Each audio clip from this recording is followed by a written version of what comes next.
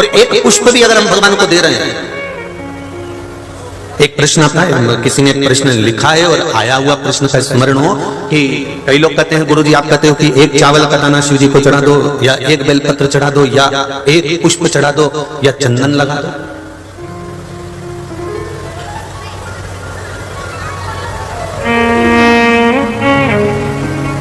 कल कोई कह रहा था गुरुजी क्या आप कहते हो कि प्रत्येक संसार की जो भी चीज बनी है वो शंकर से बनी है, कंकर भी शंकर, संसार की जो भी चीज बनी है वो शंकर से बनी है, तो क्या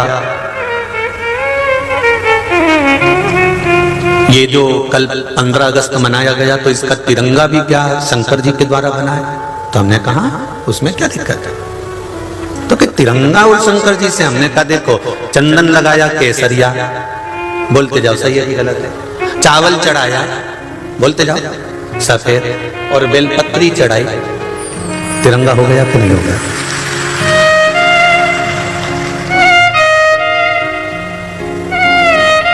और नहीं मानो तो किसी शिवलिंग में चढ़ा कर देख लेना, पहले ऊपर लगाओ चंदन, फिर बीच में रख दो चावल का दाना, और उसके बाद रख दो बेलपत्री, 3 कलर पूरे हो गए कि नहीं हो गए? केसरिया, सफेद और बेलपत्री से हरा। तो उन्हें पूछने वाले ने पूछा कि क्या तिरंगा भी शिव जी के द्वारा बना हुआ है? तो हमने कहा कैसे नहीं बना, तुम अंदाजा लगा कर बैठो, केसरिया चंदन और सफेद चावल का दाना और बेलपत्री हरी, ये 3 कलर मिलाकर मेरे भोलेनाथ जी ने तिरंगा आपको सुपुर्द कर दिया, इस राष्ट्र के ध्वज को आपको दे दिया। केवल उसको समझने वाला चाहिए, केवल उसको जानने वाला चाहिए। संपूर्ण ब्रह्मांड में एक एक कंकर शंकर है, ये निश्चित है। माता के गर्भ में जब हम पहुंचे तो एक पिंड का रूप थे, हम भी शंकर की आकृति में थे, पिंड से हम प्रकट हुए, फिर हमारा जन्म हुआ, माता के गर्भ से बाहर निकले, निकलने के बाद बड़े हुए, बड़े होकर जब अंतिम संस्कार हुआ फिर हमारा पिंड बन गया, राख का ढेर बन गया। अंतिम भी शिव है और प्रारंभ भी शिव है।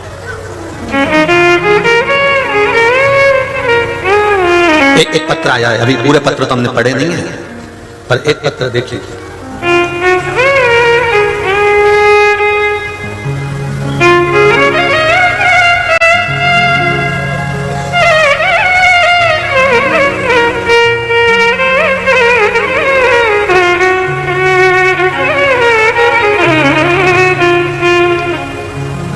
गुरुदेव में मंगल वहां के जालना जिला आष्टी से आई है, कहीं बैठी हैं? मंगल वहां के जालना जिला आष्टी से आई हूं, कहीं बैठी हो तो हाथ हिलाइएगा। अच्छा है, ठीक है, हाथ हिला दीजिएगा बहन एक बार, ठीक है, दोनों हाथ ऐसे हिलाओ, हाँ ऐसे।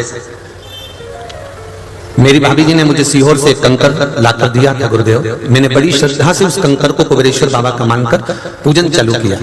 अगले 15 दिन में उस कंकर का शिवलिंग जैसी आकृति मेरे बाबा ने बना दी और मैं उसकी पूजन कर रही हूँ। गुरुदेव, मेरा बेटा बचपन से बुद्धि से कमजोर है, बुद्धिहीन है, उसको बाल्यावस्था से ही डॉक्टर ने भी कह दिया था कि यह बुद्धिहीन रहेगा। आज उसकी उम्र 22 साल है गुरुदेव, 22 साल तक मेरा बेटा बुद्धि से विहीन रहा, 22 साल तक जन्म से बच्चा माइंड से तकलीफ में रहा, डॉक्टर भी कुछ नहीं कर पाए। पर गुरुदेव, अब मैंने सीहोर से जो रुद्राक्ष लेकर आए थे मेरे रिश्तेदार, उन्होंने वो दिया और उस रुद्राक्ष का पानी मैं उस कंकर शंकर पर चढ़ाकर पिलाना चालू कर दी। अब मेरा बेटा माइंड ठीक होता जा रहा है और वो अच्छा होते चले जा रहा है। अब जो जन्म से ही बच्चा, बैठो माँ बैठो, श्री शिवाय नमस्ते, जो बच्चा जन्म से ही गड़बड़ हो, जो बच्चा जन्म से ही तकलीफ में हो, जिसकी बुद्धि विवेक पलंग पर ही पड़ा हुआ है,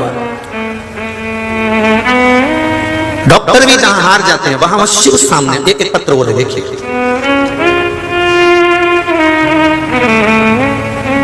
श्री अनीता खांडवे, अंबादी पुणे 39, कहीं बैठी हो तो हाथ हिलाइए, आती हैं दोनों हाथ हिला दो बहन, श्री शिवाय नमस्ते। 2 साल से हम नित्य कथा सुन रहे हैं, हम ये नहीं जानते कि कथा सुनने का क्या फल होता था, पर अब मिलना प्रारंभ हुआ। एक लोटा जल चढ़ाना चालू किया और एक बेलपत्र खाना चालू किया गुरुदेव, 7 अप्रैल 2022 को हम सीहोर आए थे। उधर हमको एक रुद्राक्ष मिला था, वह रुद्राक्ष का जल पीना शुरू किया गुरुदेव। 20 साल से पुराना सोरियासिस की बीमारी थी। उस सोरियासिस की बीमारी में हमारे शरीर से खाल निकलती थी और डॉक्टर ने कह दिया था ये बीमारी रहेगी मरते दम तक।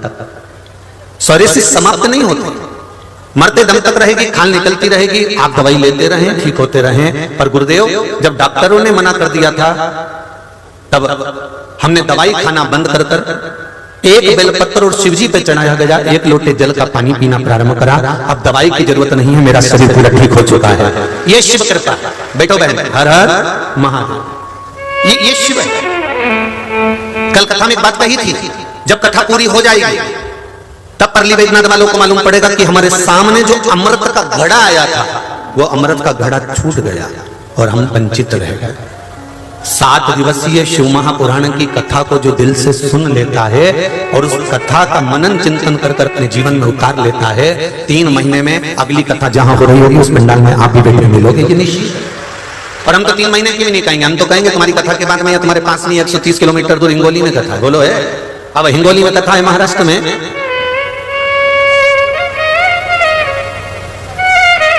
ये 21 को समापन होगी, वो 23 को चालू हो जाएगी। 29 तारीख तक चलेगी हरतालिका तीज शिव महापुराण की कथा। यहाँ अभिषेक शिव महापुराण चल जाए। आप तो बाबा से इतनी विनती करके जाना, बाबा सीहोर वाला महाराज सीहोर नहीं पहुंचे, उससे पहले हम जब हिंगोली जाएं तो हमारी मन की कामना पूर्ण हो जाए, जाकर हम भी हमारा पत्र पहुंचाए। ये विनती करो बाबा, ये निवेदन करो शिव जी से, ये भगवान शंकर से कहो।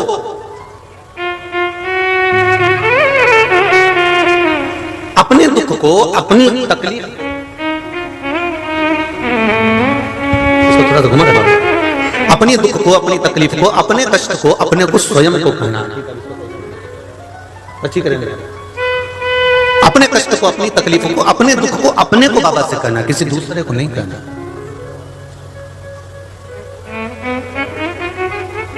हम बाबा से अपने दिल की बात करें।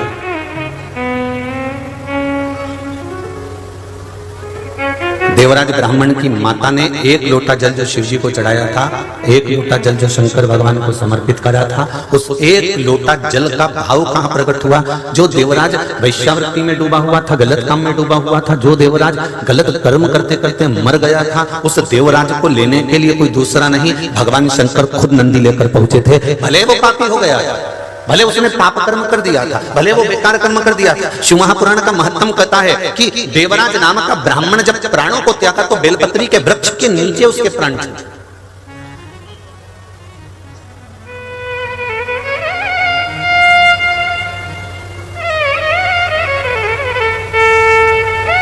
बेलपत्री के वृक्ष के नीचे।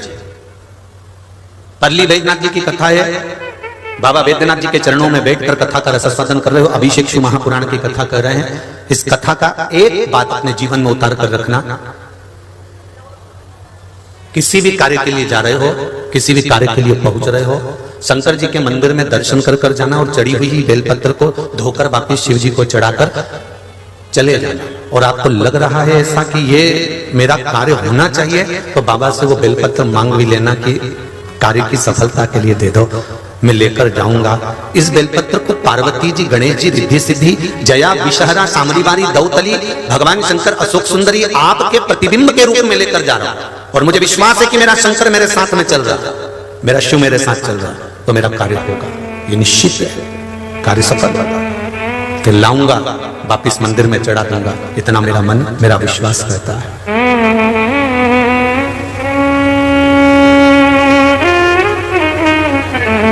बेटी ने पत्र में लिखा है कि मैंने इंजीनियरिंग कर ली थी पर मेरी नौकरी नहीं लग रही थी, क्योंकि मैंने जिस सब्जेक्ट से करी थी उसमें नौकरी नहीं लग पा रही थी। बेटी ने पत्र के भीतर लिखा कि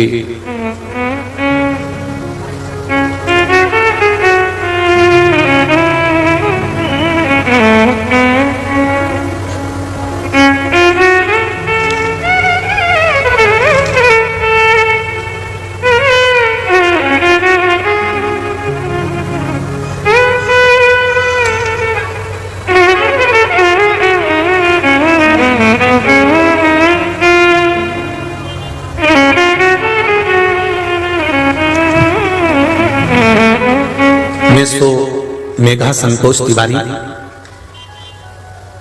उसक जिला यवतमाल से आई हूँ।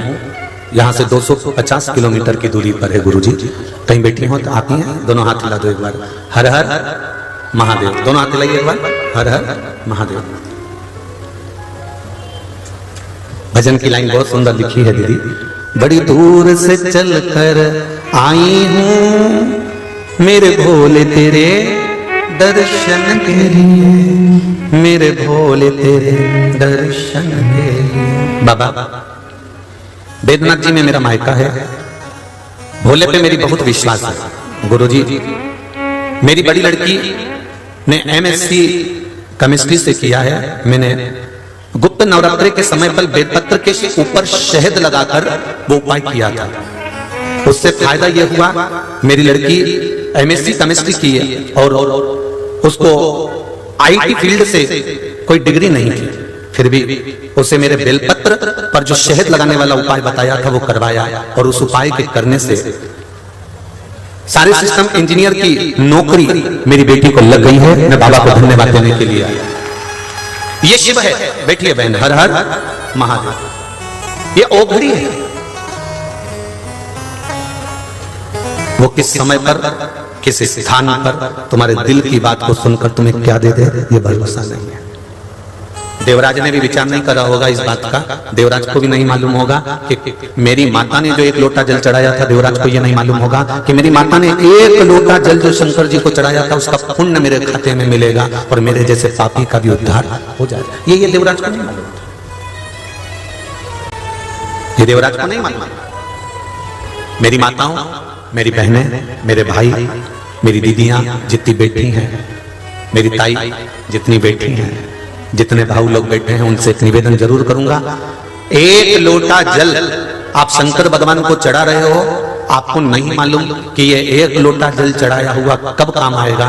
जिस दिन जीवन में थोड़ी भी दुख की घड़ी सामने आकर खड़ी हो गई ना, तुम्हें किसी के हाथ जोड़ने की जरूरत नहीं पड़ेगी। वो चढ़ाया गया एक लोटा जल तुम्हारे सामने आ जाए। एक लोटा जल तुम्हारे द्वारा जो चढ़ाया गया है, शंकर भगवान को जो दिया गया है, एक बेलपत्र, एक चावल का दाना, एक चंदन का छींटा या एक पुष्प की पत्ती भी जो तुमने शिव को दी है, वो कहां काम आएगी ये आपको समय बताएगा। ये आपको समय निश्चित कर देगा।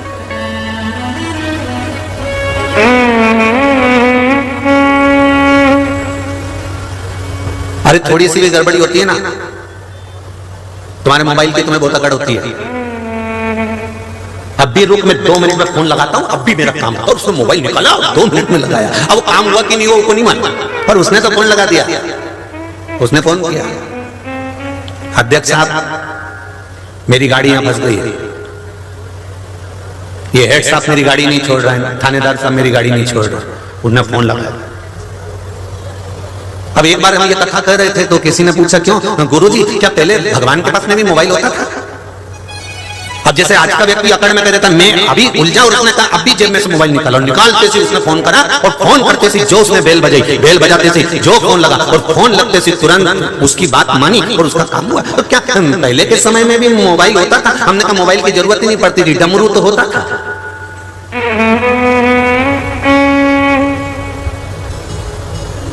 मोबाइल की जरूरत ही नहीं पड़ती, मोबाइल की कोई जरूरत का क्रम ही नहीं रहा।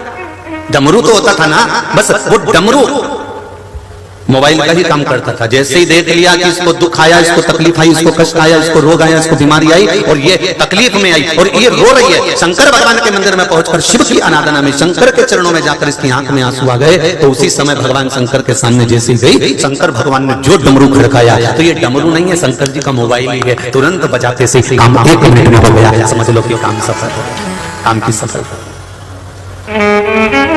1 मिनट नहीं, एक। अब जरा विचार करिएगा, 1 मिनट नहीं लगा, केवल डमरू खड़काया और काम आ गया, मर तुरंत। इसीलिए कहते होंगे उससे जो निवेदन करते हैं वो सुनता है। देवराज ब्राह्मण की माता ने दिल से जल चढ़ाया था, तो वो चढ़ाए गए जल का पुण्य देवराज को मिला। प्राण छूटते समय बेलपत्री का वृक्ष मिला, उस बेलपत्री के वृक्ष के नीचे प्राण त्यागे तो भगवान शंकर के धाम चला गया।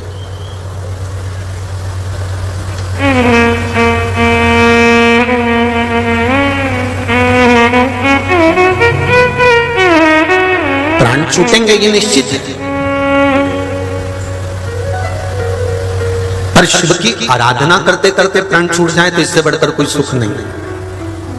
कई लोग कहते हैं महाराज जी वो अमरनाथ गए थे और मर गए, कोई कहता है वो केदारनाथ गए थे और मर गए, कोई कहता है कि वो वहां गए थे तीरथ और मर गए, कोई कहता है वो भगवान के दरवाजे गए थे वो मर गए। उनको भगवान को तो कम से कम बचा लेना था।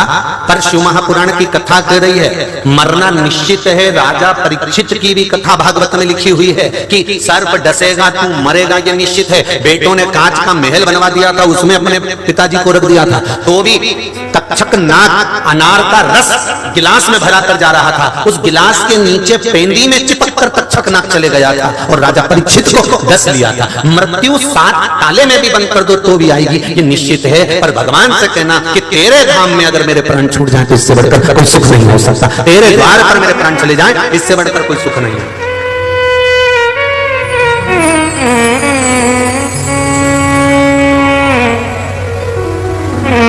धन्य है परली बैजनाथ की माताओं, धन्य है परली बैजनाथ में निवास करने वाला एक एक भाई, बैद्यनाथ बाबा की इस पावन धरा में रहने वाला एक एक बच्चा, एक एक भाई, एक एक माता, एक एक बेटियां धन्य है।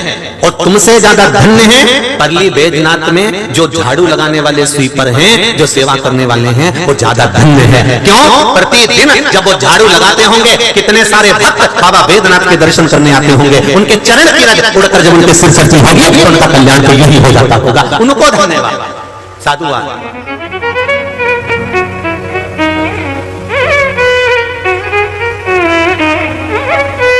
कितनी धन्यता, कितनी कितनी प्रबलता।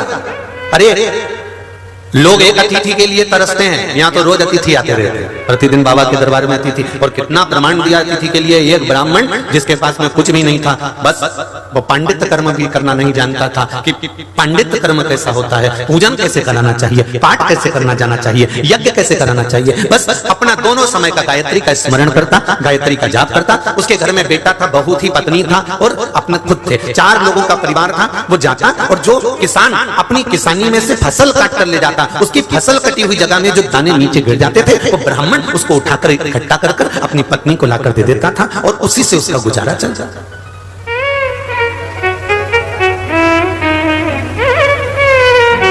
ब्राह्मण रोज जाता, किसान अपनी फसल काट कर ले गया, वहां जो दाने पड़े रहते उसको झोली में भरकर इकट्ठा कर लाकर अपनी पत्नी को दे देता। उससे उसका भरण पोषण होगा, वो इकट्ठा कर रख लेता था, वही खाते थे। अब एक बार नगर में अकाल पड़ गया, अकाल पड़ गया तो सब समाप्त हो गया, अनाज भी नहीं बचा।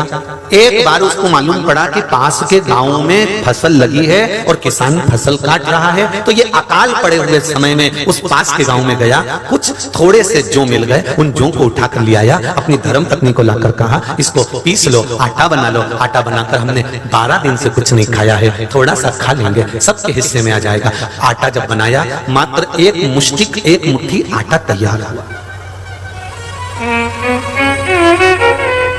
केवल एक मुट्ठी आटा तैयार हुआ। और एक मुट्ठी आटा तैयार हुआ और सास ने, मां ने उसके हिस्से कर दिए एक मुट्ठी आटे का। एक चुटकी बराबर आटा बेटे का, एक चुटकी आटा बहू का, एक चुटकी पति का, एक चुटकी आटा सास का। 4 चुटकी आटा उसमें निकला। एक मुट्ठी में कितना आएगा? थोड़ा थोड़ा थोड़ा थोड़ा निकल।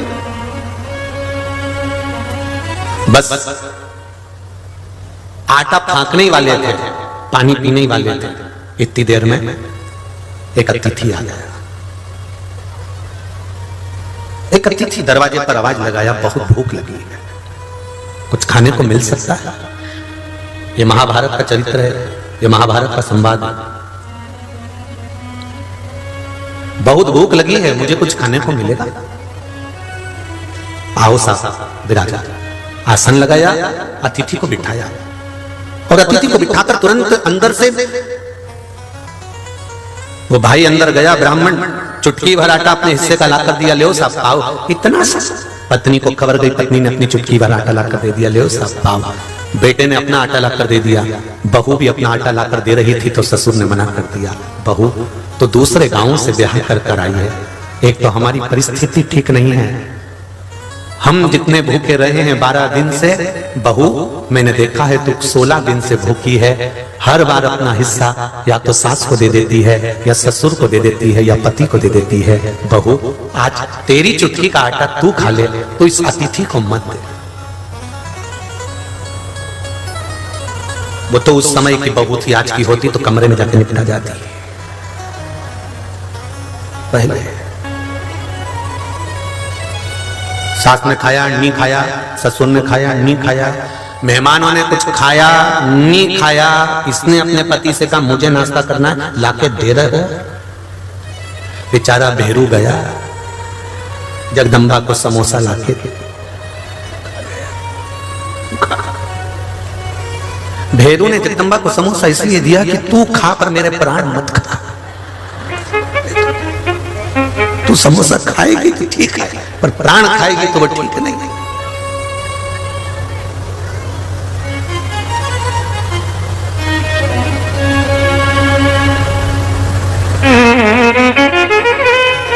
पहले के समय में बेटियों को डर लगता था कि सास कैसी मिलेगी।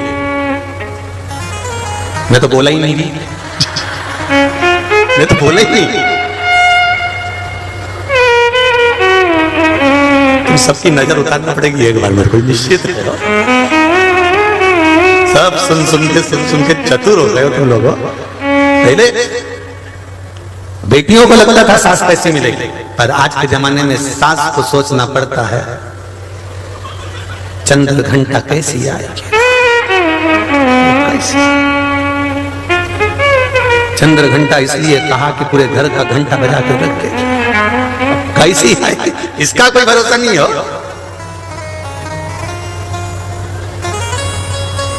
आज हमको सोमानी जी तुम्हारे अच्छा लगा, जैसे ही मालूम पड़ा कि बहू ने कहा कि पापा को बोलो गुरुजी इनने व्रत रख लिया, और व्रत रख लिया तो सोमानी जी को चक्कर आ रहा। तो हमने कहा कि तुमने व्रत क्यों रखा, एक काम करो ना कि कोई दूसरा व्रत कर ले, तुम अब अवस्था के अनुसार व्रत कम करा करो। तो इतने में बहू बोली मैंने तो इनको कहा मेरे पापा को कि पापा जी व्रत मत करिए, मैं कर रही हूँ ना व्रत, आपके हिस्से का ही है। आज दिल खुश हो गया कि बहू आज भी है और साथ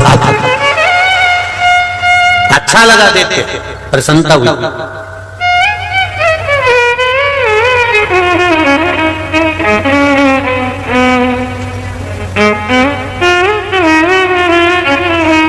कोई पूछ रहा था गुरुजी राधा और रुक्मिणी अलग अलग थी क्या भगवान कृष्ण के समय पर, आपका क्या विचार है? अरे बोलो तो जम के, भागवत तो बहुत सुनी है, एक बार बोलो तो। राधा रुक्मिणी अलग अलग थी? नहीं, पद्म पुराण में लिखा है, देवी भागवत में लिखा है, एक ही देवी ने अपने अंश प्रकट करे थे, एक राधा के रूप में एक रुक्मिणी के रूप में। दोनों में कोई अंतर नहीं। कहा राधा जी से भगवान ने विवाह नहीं करा, रुक्मिणी जी से शादी करी, राधा के साथ भगवान की मूर्ति की पूजन होती है, तो दोनों में कोई अंतर है ही नहीं। राधा रुक्मिणी दोनों एक है, दोनों एक। बस रुक्मिणी और राधा में एक अंतर है, राधा जैसे एक बहू में जो अंतर होता है, बहू जो होती है ना, एक नौकरी करने वाली बहू को देखना जो बाहर रहती है, बेंगलोर रहती है, मुंबई रहती है, पुणे रहती है, वो सर्विस भी करती है, और घर में आकर तुरंत आते से बच्चों का काम भी, बेटा आया कि नहीं आया, बहू कहाँ गई, बच्चे आए कि नहीं आए, सर्विस करने वाली बहू बाहर रहेगी, रुआब से रहेगी, ठाट से रहेगी, काम भी करेगी, सब कुछ करेगी, वर्क पूरा करेगी। घर में आते से मेरा बच्चा कहाँ गया, मेरा बेटा कहाँ गया, तुरंत बच्चे के सिर पे हाथ फेरेगी, बच्चे को चिपक जाएंगे, तुरंत जाएगी, ना जाने इन्होंने भोजन करा कि नहीं करा, वो भी सर्विस से आ गए होंगे। अब देखो जरा, एक बहू सर्विस करती है, घर आते से बच्चों से लाड लड़ाती है, तुरंत पहले सोचती है कि किसी ने खाना खाया कि नहीं खाया, और रसोई घर में चली जाती है। एक सर्विस कर कर पत्नी आती है, और एक सर्विस कर कर पति आता है। पति जब सर्विस कर कर आता है तो अटैची फेंक कर, रिमोट हाथ में रखकर सोफे पे दम जाता है, तुरंत चालू। अब इसको पानी भी चाहिए, सुनो एक गिलास पानी ला दो, तो ये तो सोचो कि वो भी सर्विस कर कर आई है, वो भी नौकरी कर कर आई है, पर आते से उसने पहले अपने बच्चों से लाड लड़ाया, प्रेम करा, फिर उसको लगा ये भी भूखे होंगे, मेरे बच्चे भी भूखे रहेंगे, इसलिए वो अंदर गई, भोजन बनाया, उसने भोजन ला कर दिया, और इतने बड़े बड़े मिहिर पैदा हो गए आज के जमाने में। जब टेबल पे खाना खाने बैठते हैं तो पास में रखा हुआ गिलास भी नहीं उठा सकते, तो भी कहते हैं दे देना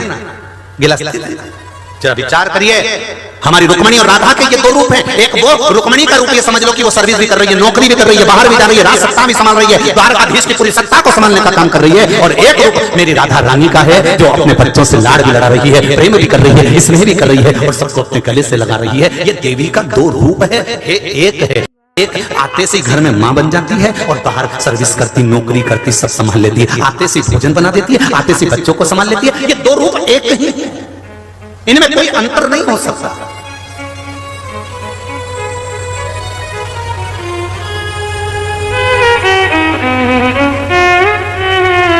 घर की प्रत्येक बहू, घर की प्रत्येक बेटियां, इनमें कोई अलग विभाजन नहीं है। बाहर जब काम पड़ता है तो दौड़कर कार्य भी कर लेती हैं और जब घर में जरूरत पड़ती है तो पूरा काम करने के लिए तत्पर हो जाती है। बस उनको एक बात चाहिए कि जिस समय वो सत्तू बना रही हो तो सास आकर टोके नहीं कि तूने ऐसा बना दिया। फिर उस समय पर सास को चाहिए या तो सिखाए या फिर उसमें ऐब ना निकाले। जैसा बना है भगवान को समर्पित कर प्रसाद के रूप में पाले तो घर चलता है, तो परिवार चलता है। अब तुम्हारे घर में तो एक एक दो दो बहुएं होंगी। पार्वती जी की कितनी बहुएं थी जरा अंदाजा तो लगाओ। गणेश जी की रिद्धि सिद्धि, कार्तिकेय जी की फिर दो,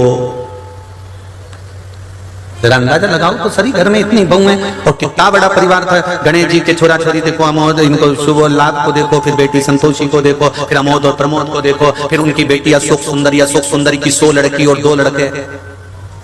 जरा हिसाब तो लगाओ कि कितना नाती पंती परिवार कितना बड़ा था भगवान शंकर का, तो भी उनके घर में कभी क्लेश नहीं होता था। क्यों? क्योंकि जब गणेश जी का विवाह करा था तो शंकर भगवान ने पार्वती जी से कह दिया था गणेश जी का विवाह हो रहा है, पार्वती क्या चाहती हो? पार्वती जी कहती है मैं कुछ नहीं चाहती, रसोई घर की चाबी बहू के हाथ में सौंपना है और मुझे माला पकड़कर आपका गुणगान करना है। क्यों? इसके सिवाय कुछ नहीं। तो भगवान शिव ने कहा मान लो अगर बहू ने तुम्हें ताजी रोटी नहीं दी तो शंकर भगवान से पार्वती जी बोली जो भाग्य में लिखा होगा उसको कोई नहीं टाल सका है, जैसा मिलेगा वैसा पाएंगे। जो किस्मत में 50 फोटो देखे होंगे, 50 जगह बायोडाटा गया होगा, 50 छोरे देखे होंगे, 50 छोरी देखी होगी, एक से बढ़कर एक लड़कियां, एक से बढ़कर एक लड़के देखे होंगे, पर तुम्हारी किस्मत में यही लिखी थी और तुम्हारी किस्मत में यही लिखा था। तो सोचो जब इतने देखे छाटे बीने तब ऐसा मिला तो ये भाग्य में लिखा तो ही तो मिला, नहीं तो दूसरे से नहीं हो जाता। जो ललाट पर लिखा हुआ है उसे कोई नहीं टालता। कई बेटियां कहती हैं मेरा मन नहीं लगता इस परिवार में, मैं तो रहना ही नहीं चाहती इसके घर में, मेरे को तो रहना ही नहीं। और तुरंत गई और अदालत में उसने केस लगाया और लगा लोगों के, और उसने तो कहा मुझे तो तलाक चाहिए। तो मेरा बेटियों से निवेदन है तुम तलाक ले लो, मना नहीं है, पर यह मत सोचना कि तुम्हें इससे जोरदार मिल जाएगा। तुम्हारे भाग्य में अगर जोरदार लिखा होता तो पहली बार नहीं मिल जाता, फिर तुम 10 शादी कर ले तो ऐसा ही मिलने वाला। इसलिए मेरा जीजियों से निवेदन है 50 बार झगड़ा हो जाए, घर में कितनी लड़ाई हो जाए, कहीं नहीं जाना, अपन को इन्हीं की छाती पे मूंग डलना। घर के लोग कितनी लड़ाई में तुमसे कहते हैं कि अब हमें संबंध नहीं रखना, तो भी कह दो मैं तो नीचे हूं चाहे कुछ भी हो जाए।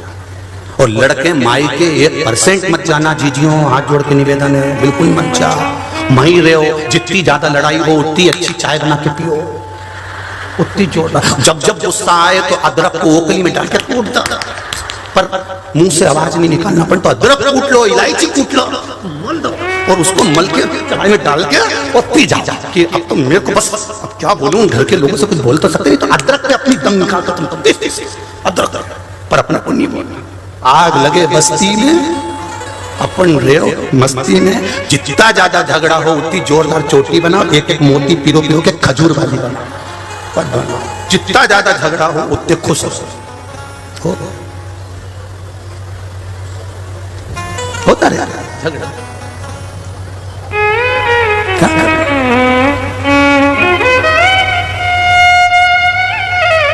घर का कोई व्यक्ति अगर आपसे बात नहीं करे तो एक आंख में काजल लगा लो, एक में लगाओ मत। जान करके उसके सामने जाओ जो बात नहीं कर रहा तो बोल ही देगा पगली है।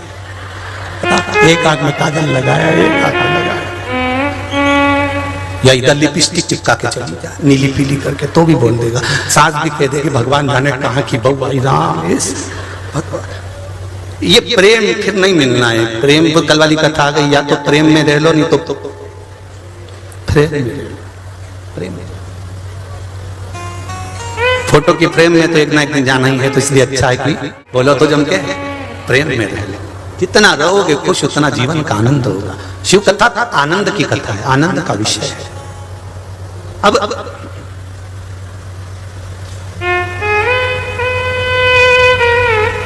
बहू से कहा कि ये चुटकी भर जो आटा है बहू तू खा ले। नहीं नहीं पिताजी मैं नहीं खाऊंगी, अतिथि आया और भूखा रह जाए। आया हुआ अतिथि अगर भूखा है तो ऐसा भोजन किसी काम का नहीं है। ससुर ने तो कुछ बोला ना बोला, सास ने कहा बहुआ बेटी 16 दिन से तू भूखी है, तूने कुछ नहीं खाया। मामा मायके में क्या चलता था, मायके में क्या होता था उससे मुझे मतलब नहीं, पर मेरे ससुराल में क्या होता है, अतिथि देवो भव। अतिथि को देवता के तुल्य माना जाता है, इसलिए मैं अतिथि को भूखा नहीं भेज सकती। माँ ये चुटकी भर आटा जैसे ही आए हुए अतिथि को दिया, अतिथि ने वो चारों के आटे को पंक्ति लगाई, पानी पिया। वो पानी पीते से ही उस शरीर में से धर्मराज प्रकट हो गए और ब्राह्मण और ब्राह्मणी से कहा मैं आपकी परीक्षा नहीं आपकी बहू की परीक्षा लेने आया था, और बहू उस परीक्षा में पास हो गई।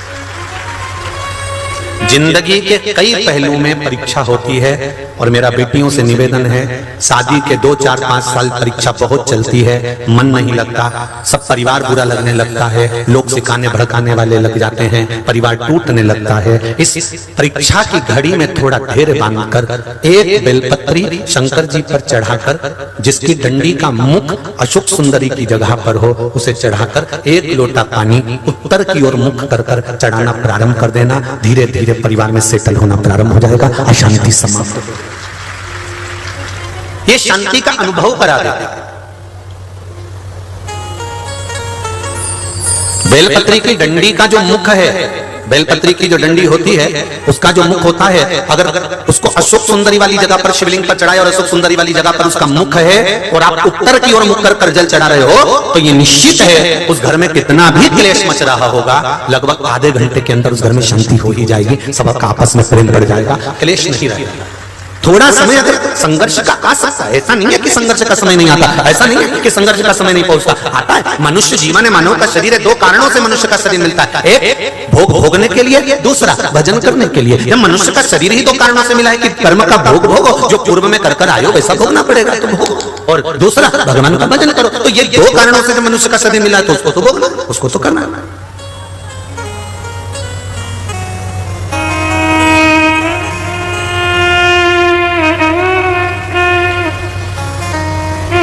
मिलेगा जरूर भोगना, पर उसके लिए एक निवेदन है कि हम शिव की आराधना कर, हम भगवान शंकर की स्तुति कर, हम भगवान शंकर की अर्चना कर उसका फल प्राप्त कर सकते। जैसे 3 जल की महत्वता कही गई है अभिषेक में। पहला तीर्थ का जल। कौन सा जल है? तीर्थ का जल। जो भी तीर्थ का जल हमारे पास में होता है, जब हम कोई विशेष कार्य के लिए जा रहे होते हैं और हमारा कार्य सफल नहीं हो रहा, तो फिर तीर्थ के जल को शंकर भगवान के किसी भी मंदिर में जाकर उत्तर की ओर मुख कर उस जल को समर्पित कर दीजिए, आपका वो कार्य बाबा सफल जरूर करेगा। तीर्थ के जल से बल प्राप्त होता है।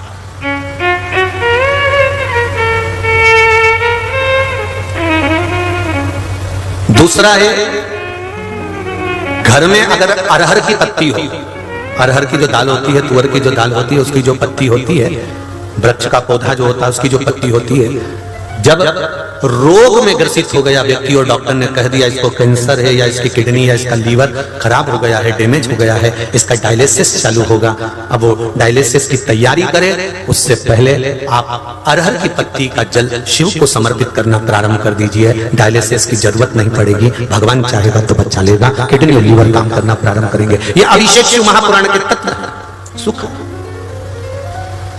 तीसरा, जिस देवालय में दर्शन करने जा रहे हो, महाकाल गए हो, अरली बैद्यनाथ आए हो, काशी जी गए हो, या आप जहां पर भी भीमा शंकर, कृष्णेश्वर आदि आदि जितने तीर्थादिक मंदिरों में शिवालय हैं, उन शिवालय में अगर दर्शन करने गए हो, तो वहीं उसी शिवालय के पास में जो मंदिर हो, उस शिवालय के पास में जो हापसी, जो हैंडपंप, जो बावड़ी, जो कुआं, जो तालाब हो, वहां का जल लेकर भगवान शंकर को समर्पित कर देने से विद्वत्ता प्रबल हो जाती है। संबंध नहीं हो रहे हो, संबंध नहीं जम रहे हो, तो जहां शंकर का मंदिर हो उसके पास में कोई हापसी, कोई हैंडपंप, कोई कुआं, कोई बावड़ी, कोई तालाब हो, तो 1 लोटा जल लेकर आधा शिव को चढ़ाकर, आधा जल बेलपत्री के वृक्ष के नीचे से चढ़ा देने पर जिस संबंध के लिए चढ़ा रहे हो कि यहां संबंध होना चाहिए, वो संबंध जुड़ता है, वो संबंध होता है।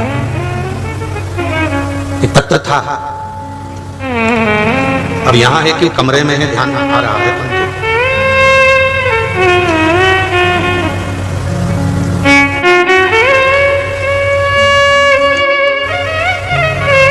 शंभु शरणे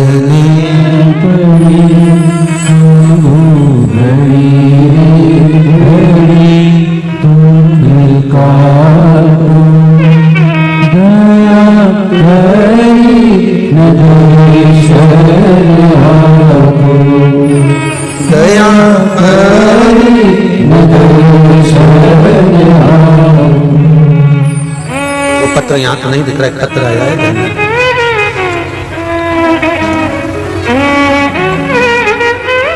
श्री शिवाय नमस्ते। बैठिए, अभी बैठिए, मैं पहुंचा चला। एक पत्र आया है, ध्यान दीजिएगा जरा। फोटो भी भेजे हैं। नागपुर से श्वेता लोहिया, कहीं बैठे हो तो हाथ हिलाइएगा। नागपुर से श्वेता लोहिया, दोनों हाथ हिलाएं एक बार। आप ही बेटा, श्री शिवाय नमस्ते। हमारी माता जी को शुगर थी, बीपी था, पांव में एक बीमारी हो गई थी, उसके कारण पांव में घाव पड़ गए थे। उसके फोटो भी डॉक्टरों के द्वारा जो दिए गए हैं, वो फोटो भेजे हैं। आप लोग आस्था चैनल पर और जितनी भी एलसीडी लगी हुई है उस पर आप उस फोटो उनको देख रहे होंगे कि पांव में खड्डे पड़ गए थे, इतने इतने इंच के खड्डे पांव के अंदर पड़ गए थे।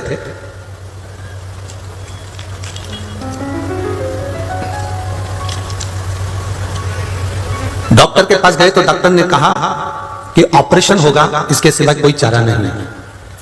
हमारे परिचित ने कहा कि आप एक काम करो, इनके ऑपरेशन कराने से अच्छा है, क्योंकि डॉक्टर बोल रहा था कि ऑपरेशन ऐसा हो सकता है कि पांव भी जा सकता है, क्योंकि घाव बहुत गहरे हो गए थे, शुगर भी थी, बीपी भी था।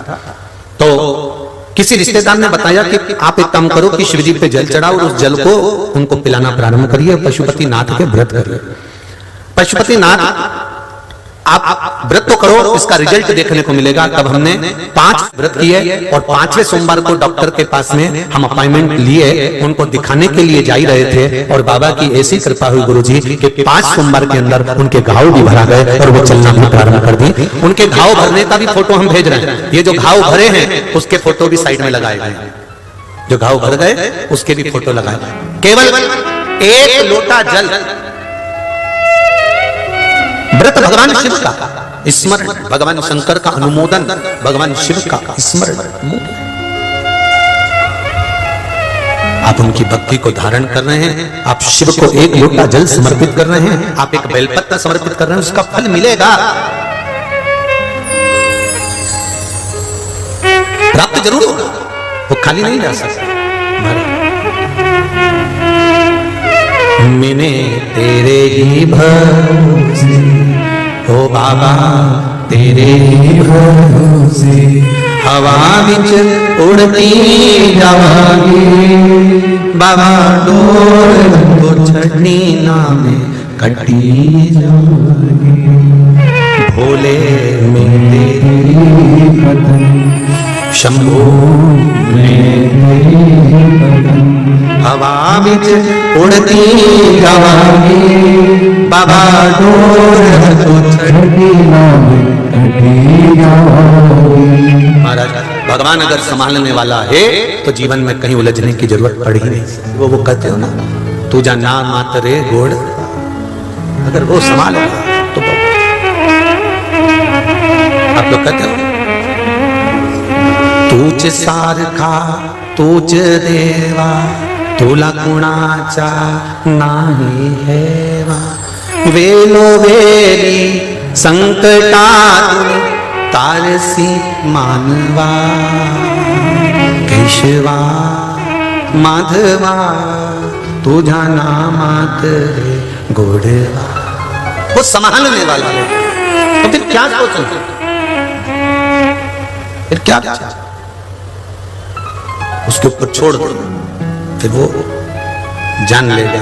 हे भोड़ा शंकरा हे भोळा शंकरा आवड तुला वेलाची आवड तुला वेलाची बेणाच्या पानाची हे भोळा शंकरा हे भोळा शंकरा आवड तुला वेलाची आवड तुला वेलाची बेलाच्या पानाची हे भोला शंकरा। मराठी भजन का आनंद लेते हुए दोनों हाथों से प्रेम के साथ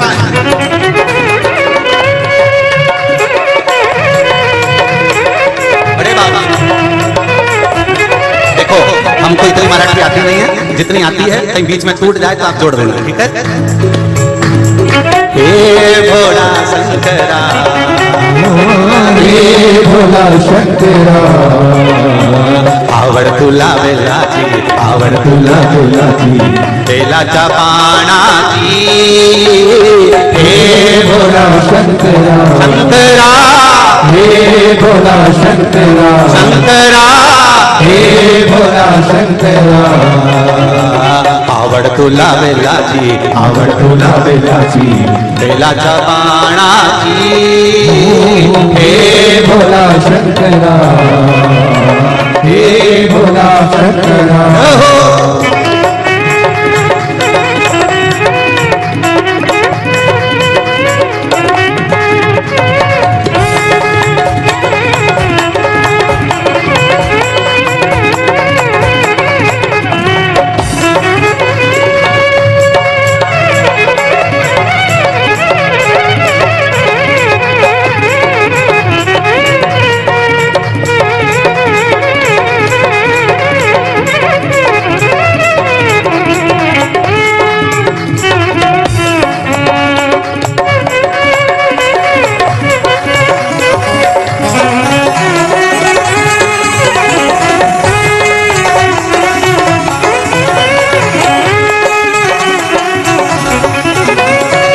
त्रिशूल डमरू हाती संगनाचे पार्वती त्रिशूल डमरू हाती संगनाचे पार्वती त्रिशूल डमरू हाती संगनाचे पार्वती ओ त्रिशूल डमरू हाती संगनाचे पार्वती ओ आवड तुला वेलाची आवड तुला वेलाची आवड तुला वेलाची आवड तुला वेलाची बेलाच्या पानाची हे भोला शंकरा शंकरा हे भोला शंकरा शंकरा हे भोला शंकरा आवड तुला वेलाची आवड तुला वेलाची बेलाच्या पानाची हे भोला शंकरा हे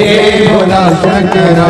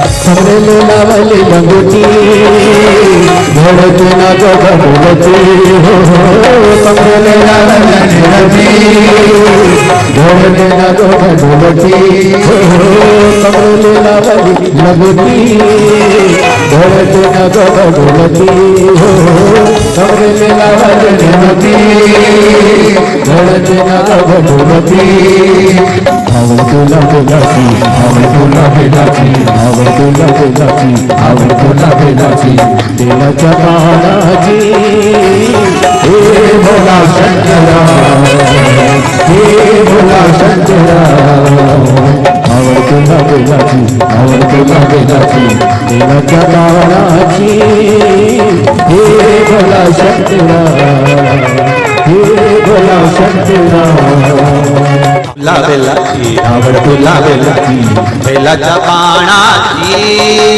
हे भोला शंकरा शंकरा हे भोला शंकरा शंकरा हे भोला शंकरा हे भोला शंकरा हे भोला शंकरा हे भोला शंकरा हर हर महादेव भगवान शिव से निवेदन करते हुए हृदय चित्त से भगवान की भक्ति को धारण करें। महाराज दिल से कहो उसको वो सुनता बड़ा दिल से।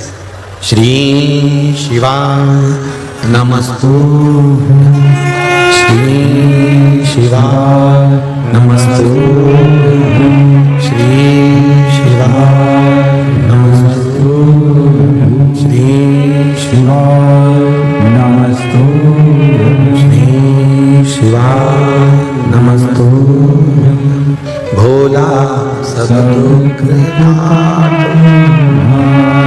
ओ भोला दुख काटो मारा शिव शंकर जपूं तेरी माला भोले बाबा जपूं तेरी माला भोला सब दुख काटो मारा ओ भोला सब दुख काटो मारा भगवान शिव से निवेदन करें, विनती करें, हे शिव, हे करुणा सागर, हे दयालु, हे दातार, हे कृपा के सागर, आप करुणा करेंगे। अतिथि आया, धर्मराज प्रकट हुए, बहू को आशीर्वाद दिया, चले गए। परिवार भी धर्मराज के कहने पर एक श्रेष्ठ जगह पर चले गया। आज भवन खाली हो गया। उस भवन के अंदर एक नेवला रहता था। कौन रहता था? नेवला। ब्राह्मण के घर में एक नेवला छुपकर रहता था। आज वो नेवला अपने शरीर को भूमि पर घिस रहा था।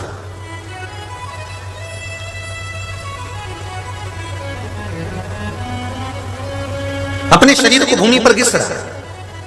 घिसते घिसते जहां पर अतिथि ने जो आटा खाया था, जो आटा फेंका था, वह थोड़ा सा आटा नीचे गिर गया था। वो आटा जब नीचे गिरा, उस पे नेवले ने अपना शरीर जब रगड़ा तो नेवले का आधा शरीर सोने का हो गया और उसकी वाणी मनुष्य की वाणी हो गई। आधा नेवले का शरीर था, आधा सोने का शरीर था और वाणी भी मनुष्य की हो गई। तो धर्मराज प्रकट होकर बोले, रे नेवले, अतिथि सत्कार की थोड़ी सी झूठन तुझे मिल गई थी, इसलिए तू पूर्व का गंधर्व था। पूर्व का गंधर्व था। अतिथि सत्कार की थोड़ी सी झूठन तुझे मिल गई और तेरे शरीर को लग गई, जिससे तेरा शरीर सोने का हो गया और तेरी वाणी मनुष्य की हो गई। किसी श्रेष्ठ यज्ञ में तू पहुंचेगा और वहां अतिथि का सम्मान सही हुआ होगा, यज्ञ में गरीब और अतिथि का आदर हुआ होगा, तो वहां पर तेरा शरीर ठीक हो जाएगा। तू एक काम कर, अब यहां से हस्तिनापुर चल जा। हस्तिनापुर? हाँ। नेवले ने पूछा, हस्तिनापुर में क्या करूंगा? वहां पांडव यज्ञ कर रहे हैं। पांडव अगर यज्ञ कर रहे हैं तो उनके यज्ञ में जो भी अतिथि आएगा तो उसका सम्मान होगा, सम्मान होगा तो उसकी झूठन गिरेगी, झूठन गिरेगी तो मातु शरीर को लगेगी, तेरा शरीर सही हो जाएगा। नेवले ने कहा ठीक है। अब नेवला हस्तिनापुर पहुंच गया, जहां पर पांडव बहुत विशाल यज्ञ कर रहे थे। उस यज्ञ में पांडव अतिथियों का सम्मान भी कर रहे थे, पर अतिथियों के सम्मान से जो झूठन नीचे गिरी, नेवले ने अपने शरीर पर उसको लपेटा, पर नेवले का शरीर सही नहीं हुआ। नेवले का शरीर सही नहीं हुआ। जब नेवले का शरीर ठीक नहीं हुआ, तब नेवला वापिस धर्मराज की आराधना कर। धर्मराज प्रकट हुए, क्या बात है? नेवले ने कहा कि मेरे को एक ब्राह्मण के घर की थोड़ी सी झूठन से मेरा कल्याण हो गया, और इतने बड़ा यज्ञ इन पांडवों ने करा, इतना फैलाया, इतने बड़े बड़े संत साधु ब्राह्मण जन को बुलाया, इतना सब कुछ करा, तो मेरा शरीर सही नहीं हो पाया। कारण क्या है? धर्मराज ने कहा यज्ञ तो बड़ा करवाया, पर आए हुए अतिथि का सम्मान श्रेष्ठता से नहीं हो पाया, इसलिए तुम्हारा शरीर शुद्ध नहीं हो पाया। अब तुम किसी और यज्ञ में। एक बात अपने जीवन में उतार कर रखिएगा, अतिथि देव भव।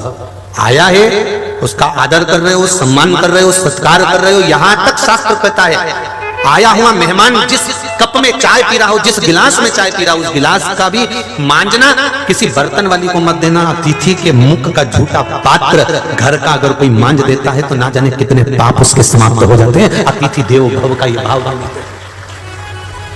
सहज नहीं है महाराज। समर्पण, जल, पूजन, उसका फल मिलता जरूर है, मिलेगा। देवराज ब्राह्मण का शरीर छूट गया था, माता ने जो जल चढ़ाया था, उस माता के चढ़ाए हुए जल का भाग जो मिला तो शंकर भगवान नंदी पर बिठाकर कैलाश धाम लेकर गए। बिंदु के जाने के बाद में चंचुला देवी ने शिव महापुराण की कथा सुनी और प्रथम लिंग का निर्माण, प्रथम शिवलिंग का निर्माण यहाँ ब्रह्मा और विष्णु ने एक पर्वत का घर्षण कर कर प्रकट किया, और उसका पूजन भी ब्रह्मा और विष्णु ने करा। सबसे पहला शिवलिंग महाशिवरात्रि के दिन प्रकट हुआ। शिवरात्रि के दिन भगवान शंकर के विवाह की मूलता नहीं है।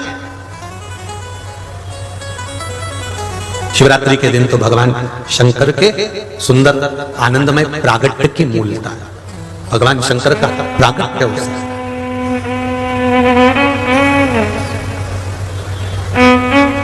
भगवान शिव जी का विवाह तो वैशाख महीने की शुक्ल पक्ष की पंचमी दिन गुरुवार को हुआ था।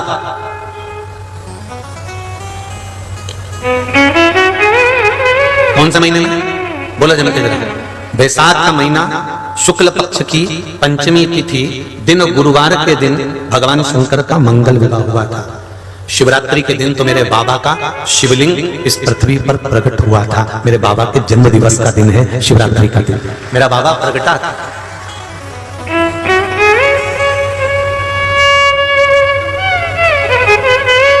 कई लोग कहते हैं गुरुजी अगर शिवरात्रि के दिन भगवान शंकर प्रकटे थे तो फिर उनके विवाह का महत्व किसने बता दिया? तो भगवान शंकर के विवाह का महत्व देखो, कल कथा में कहा था कि एक बार हनुमान जी नहीं हुए, ऐसे कई कल्प हुए। कई कल्प में श्री हनुमान जी महाराज प्रकटे, कई कल्प में राम जी महाराज प्रकटे। शंकर भगवान का विवाह केवल एक पार्वती के साथ नहीं हुआ। शंकर भगवान के गले में जितनी मुंड की माला पड़ी हुई है, 52 मुंडे, 51 मुंडे शिव जी के गले में हैं। और वो मुंडे स्वयं पार्वती जी ने पूछा था कि ये गले में आपके मुंडों की माला किसकी है? शंकर भगवान ने कहा पार्वती तेरे जितने बार प्राण छूटते हैं तो जितनी बार जन्म लेती है, जितनी बार तेरे प्राण छूट जाते हैं, उतने मुंड मैंने गले में धारण कर कर रखे हैं। उतने मुंड शिव जी के गले में 2 तरह के मुंडों की माला है। किस किसने दर्शन करी है? 2 तरह के मुंडों की माला शंकर भगवान के गले में होती है। एक कंकाल, जैसे हड्डी का जो ढांचा होता है ना, उसका मुंड कंकाल, केवल कपाल कपाल और कंकाल कंकाल रहता है। और शिव जी के गले में एक मुंड ऐसा होता है जिसमें मुंड में माला में मूंछ बनी होती है, मुंह बना होता है पूरा और उसमें मूंछ बनी होती है। कभी आप लोग महाकाल बाबा का दर्शन करेंगे तो वहां चांदी के मुंडों की माला गले में कभी कभी पहनाते हैं तो उसमें मूंछ बनी होती है। कभी कभी कंकाल, केवल हड्डी का ढांचा है मुख का और उसकी माला बनी हुई है। तो जो मूंछ वाला मुंड की माला का जो दर्शन करते हो वो राहु के मुंड है। राहु भगवान की जटा में जाकर छुपा था तो उनके मुंड है। और कंकाल के मुंडों का दर्शन करते हो तो वो कंकाल के जो मुंड हैं, वो कंकाल के मुंड माता पार्वती के मुख है। माता पार्वती के जितनी बार माता पार्वती ने जन्म लिया, जितनी बार माता पार्वती ने प्राणों को त्यागा, उतने मुंड भगवान शंकर ने अपने गले में धारण कर कर रखे। उतने एक जन्म नहीं है महाराज, ना जाने कितने कितने जन्म हुए हैं, कितने जन्म, ना जाने कितने जन्मों का। तो महाराज शिवरात्रि के दिन भगवान शंकर के प्रागट्य का दिन है, जन्म दिवस, प्रागट्य दिवस। एक पर्वत को घुमाया, उस पर्वत को घुमाने से एक लिंग उत्पन्न हुआ, उस लिंग से अग्नि का खंभ प्रकट हो गया। अग्नि के खम्भ को प्रकट देखा तो ब्रह्मा जी ने पूछा ये कौन है? तब भगवान विष्णु ने कह दिया ये मेरे पिता है, ये मेरे पिता। ब्रह्मा जी ये तुम्हारे दादाजी, ब्रह्मा ये तुम्हारे दादा है और मेरे पिता है। ब्रह्मा जी के मन में विश्वास नहीं हुआ। विश्वास जागृत होना, विश्वास की जागरूकता प्रकट करना कठिन है, बहुत कठिन। अरे महाराज 5 कटोरा भर के खीर पी गए, 5 कटोरी 5 बाटकी 5 कटोरा खीर पी गए, और खीर पीने के बाद में तुमने 1 कटोरा कड़ी पी ली तो खीर का स्वाद आएगा? अरे बोलो तो जम के।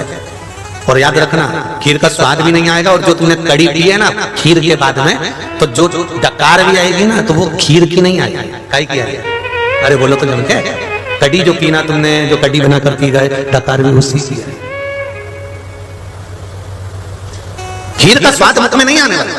हाँ, अगर केवल खीर पीकर पानी पी लेते या खीर पीने के बाद कड़ी नहीं पीते तो थोड़ा सा स्वाद बना रहता खीर का, पर खीर के बाद जो तुमने कड़ी पी ली है तो वो स्वाद पूरा समाप्त हो गया और वो कड़ी तुम्हारे मुख में रह गई, उसका स्वाद मुख में रह गया। शिव महापुराण की कथा भी यही कहती है कि आप 3 घंटा 2 घंटा 7 दिन कथा को श्रवण करते हो, खीर पी लेते हो, खूब खीर पी, भर भर कर पी, 3 घंटे तक लगातार शिव महापुराण की कथा को तुमने पिया है, भर भर कर खीर पी है, पर खीर पीने के बाद में जब तुम निकल कर वापिस बाहर जाते हो और निंदा में डूब जाते हो तो समझ लो 1 कटोरी कड़ी पी गए। अब तुम्हारा जो खीर पिया हुआ था वो किसी काम का नहीं। अब जो डकार भी आएगी ना, बोलो जरा जम के, कड़ी की आएगी, निंदा की आएगी। तो क्या करना है फिर? यहां से जाने के बाद कड़ी पीना है? अरे बोलो तो जम के, अच्छे से बोलो जरा, पीछे वाले दोनों हाथ उठाकर, पीना है? नीना?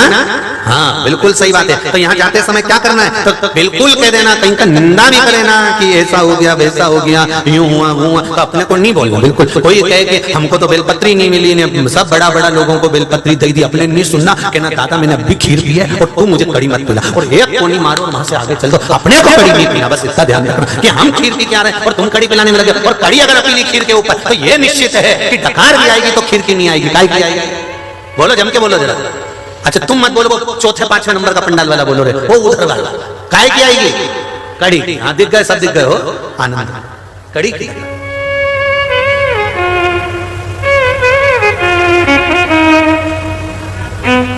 इसलिए निवेदन है कि जब खीर पियो तो फिर कड़ी का काम मत रखना, फिर तो खीर में ही बढ़िया जोरदार सब आनंद के साथ। पहले का समय और आज का समय, अभी अभी तो लोग भोजन में भी खीर के साथ में सब्जियां बना लेते हैं, सामान बना लेते हैं, पर कभी राजस्थान में जाओ, सालासर जी जाओ, खाटू श्याम जी जाओ, जीड माता जाओ, दादी रानी सती जाओ, जब तुम्हारा मन करे राजस्थान के मारवाड़ के किसी तीर्थ में चले जाओ, जिस दिन तुमने कहा कि आज हमारी तरफ से सवामणी है, आज हमारी तरफ से भोजन है, भंडारा है, तुम्हारा सब्जी का काम नहीं, कड़ी का काम नहीं, वहां तो एक ही काम चूरमा और खीर, और चूरमा और खीर को मलते जा, निपटाते जा। तो उन्होंने कहा साहब कड़ी नहीं बनवाई, तो क्या कड़ी का काम ही नहीं, क्योंकि कड़ी पी लेंगे तो डकार कड़ी की आएगी, खीर और चूरमा अगर खा लिया है डटकर तो फिर डकार इसी की आएगी। उसी तरह अगर शिव महापुराण की कथा सुनी है तो इसके बाद में निंदा मत सुनना, बुराई मत सुनना, कहीं काम, कहीं लोभ, कहीं आसक्ति, कहीं वासना, कहीं तृष्णा, ये कड़ी बेकार मत पी लेना, नहीं तो डकार इसी की आती रहेगी। कथा तो तुमने जो पी वो यहीं रह जाएगी, और घर जाते जाते भी तुम घर के लोग पूछेंगे कहां गई थी, तो क्या कथा सुनने गई थी, क्या लेके आई? कहीं नहीं,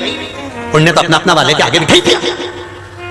अब बताओ कड़ी पी गए, अब रिश्तेदार पूछ रहे हैं तू कथा में गई थी क्या मिला? कहीं नहीं, उन्होंने अपना अपना वालों को आगे बिठा दिया, और हम तो पीछे। मैं तो बहुत देर तक खड़ी थी, मैंने तो किया, हम तो उनके भाभी लगते हैं, हम तो उनका रिश्तेदार लगते हैं, हम तो काका जी की छोरी, पर भाऊ हमारा सुने ही नहीं। माँ तो इतना काला काला कपड़ा पहना हुआ इन्हें बाउंसर खड़ा कर दिया, ये किसी की सुने ही नहीं। तो ये सुने नहीं तो हम किससे कहें कि हम उनके काका की बहू की छोरी, पर हमारा कोई सुना ही नहीं। तो इन्हें कथा जितनी सुनी थी ना, खीर जितनी पी थी ना, वे तो वहीं की वहीं रह गई, और घर पहुंची तब तक वो कड़ी की डकार बाहर आ गई। वो कड़ी की डकार नहीं आना चाहिए, आएगी तो नहीं आएगी। वो कड़ी जाता जाता भी मत पीना, नहीं तो कहीं का कम जाते जाते भी मन दुख जाए, हमको तो एक बेलपत्री नहीं दी, हमको तो बिठाया ही नहीं, हमको तो नहीं, डकार नहीं आना चाहिए घर पे जाके कि डकार घर नहीं। खीर पिए तो खीर की खाना चाहिए। चूरमा हमारे मारवाड़ में बहुत खीर और चूरमा खिलाते कि आखिरी तक भी तुम अपना गांव जाओ तो डकार इसी की आना चाहिए। इतना मुंडा में घी भर दे वो चूरमा में, इतना घी और इतनी खीर चकाचक, इतनी मीठी इतनी मीठी इतनी मीठी। इनका कह भी हमारे शुगर कहीं नहीं अंदर निपटाई जाए। या तो खीर अंदर पहुंचेगी तो काम करेगी, नहीं तो तुम निपट जाओ तो बर्बाद होती तुम तो। और पहले मनवार भी इतने जोरदार होता था, पहले पूरा खाना खिला देते थे, उसके बाद मनवार चालू होता था। एक लड्डू तो लेना ही पड़ेगा था, नहीं भैया जी साहब आया, नहीं काका जी साहब आया, एक लड्डू तो लेना ही पड़ेगा था, थोड़ा चूरमा तो लेना ही पड़ेगा। तो जितने लोग मेहमान बैठते थे ना पहले से आधा पेट खाली रखते थे, अभी आएगा भैया जी खिला। शिव पुराण कह रहे भगवान शंकर का चरित्र कर रहा है। ब्रह्मा जी के मन में यह भाव प्रकट ही नहीं हुआ, विश्वास प्रकट ही नहीं हुआ कि ये शंकर है, ये शिव है। पूरी जिंदगी निकल जाती है मनुष्य की, वो पहचान नहीं पाता कि यही भगवान है, यही परमात्मा है, क्या यही भगवान है? पूरा जीवन निकल जाता है। एक बार संत तुकाराम जी को नींद नहीं आ रही थी, संत तुकाराम जी बड़ी बैठे घर के बाहर जाकर बैठ गए, उनको नींद नहीं आ रही। चार चोर चोरी करने चले तो तुकाराम जी ने देखा कि ये कोई जा रहा, तो तुकाराम जी को लगा अपने को नींद नहीं आ रही, फालतू बैठे हैं। अब जब फालतू बैठे हैं तो कोई काम ही कर दे। अब रात को इनको क्या मालूम था कि ये चोर है, इनको तो लगा कि बेचारा कोई काम से जा रहे होंगे। और आधी रात को वही जाता है निकलकर गाड़ी भगाकर, जिसको कोई काम होता है। आधी रात को गाड़ी कौन निकालेगा 2-2:30 बजे रात को, पर जिसको जरूरी काम होगा वही जाएगा। तो संत तुकाराम जी ने विचार करा कि इनको नींद नहीं आ रही, तो तुकाराम जी ने सोचा कि इनका काम में भी कर देता हूं। चारों चोर आगे जा रहे थे, इनको नहीं मालूम कि ये चोर है। तुकाराम जी उनके पीछे पीछे चले गए। अब चोरों ने विचार करा, एक चोर ने दूसरे से कहा पीछे कोई आ रहा है, पीछे कोई आ रहा है। दूसरे चोर ने कहा ये तो अपने गांव का तुकाराम जी है। अच्छा हाँ, अब क्या करें? तो कहीं नहीं, अपनी गैंग में शामिल कर लो, चोरों में इसको भी मिला लो। संत तुकाराम जी से चोरों ने जाकर कहा कहां जा रहे हो? कि कहीं नहीं, तुम्हारा काम करने जा रहे हैं। अच्छा हमारे साथ चलना? रात को जा रहे हो तो कोई जरूरी काम होगा, इसलिए हमने सोचा तुम्हारा काम कर दे। तो तुम्हारे को हमारे साथ में देना है? हाँ चलो चलो। तुकाराम जी भी चले गए। अब चोरों ने विचार करा ये तो पहली बार आया नया नया चोर, इसको तो चोरी करना आएगा ही नहीं, तो इसको बाहर खड़ा कर देते हैं और अपन सब अंदर चले जाते हैं। तुकाराम जी से कहा एक काम करो तुकाराम जी, तुम बाहर खड़े रहो, हम अंदर जाते हैं, जैसे ही आएंगे तुमको तुम्हारा हिस्सा देंगे। अब तुकाराम जी को मालूम, तुकाराम जी तो ये सोचे कि काम का हिस्सा बताएंगे, इनको क्या मालूम था कि चोरी का हिस्सा लाएंगे। हम तुम्हारा काम हम तुमको तुम्हारा हिस्सा दे देंगे। तुकाराम जी कहे ठीक है खड़ा हूं, जाओ। चारों चोर अंदर चले गए। अब चोरों ने जाकर सामान समेटना चालू कर दिया, चोरी करना प्रारंभ कर दी। चोरी करना प्रारंभ करी तो इनको आधा घंटा हो गया। तुकाराम जी तो खड़े, तुकाराम जी ने सोचा अभी तक नहीं आए, भाऊ लोग तो कब का गया, एक भी भाऊ का पता ठिकाना। अब किससे पूछे तुकाराम जी? तुकाराम जी ने मन में सोचा अरे बाबा बेचारा कब का गया है।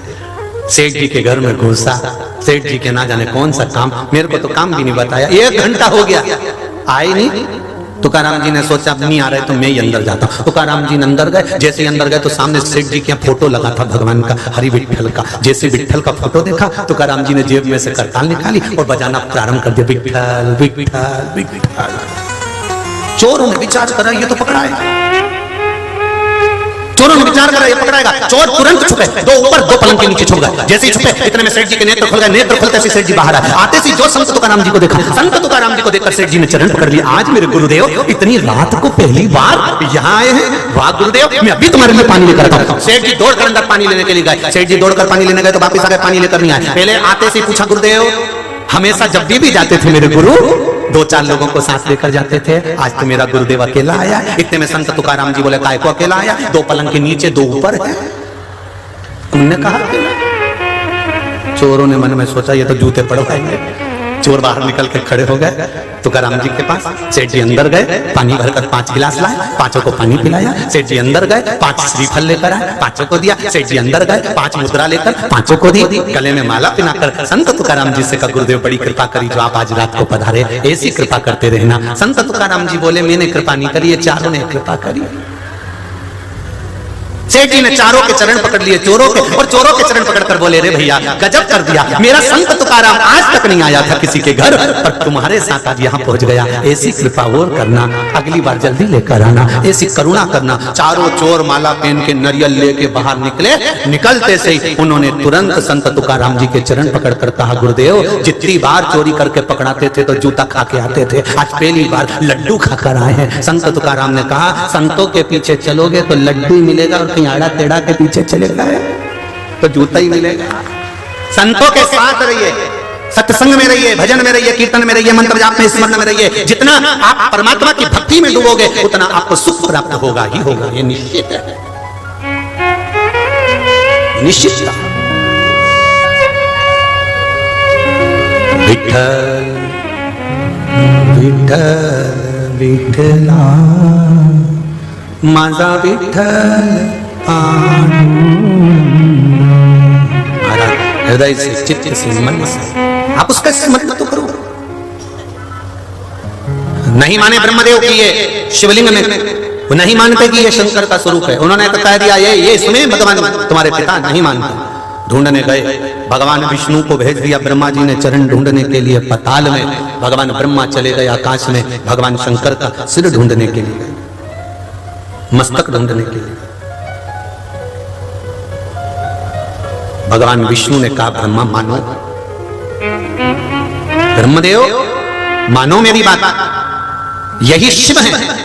ब्रह्मा कहते हैं मैं इनको शिव नहीं मान सकता। संसार के लोगों ने इतनी भ्रांति उत्पन्न करके रखी है शंकर भगवान के पूजन में, इतनी भ्रांति उत्पन्न कर दी है, इतनी भ्रांति उत्पन्न कर दी है कि कई लोग कहते हैं ये शिवलिंग नहीं है, कोई कहता है ये शंकर का स्वरूप नहीं है, कोई कहता है क्या ऐसा शिवलिंग होता है। पर दिल से अगर उसको रिझा रहे हो तो कंकर में शंकर है, ये निश्चित है, वो प्रकट हो जाता है जब चाहता। एक पत्र आया है,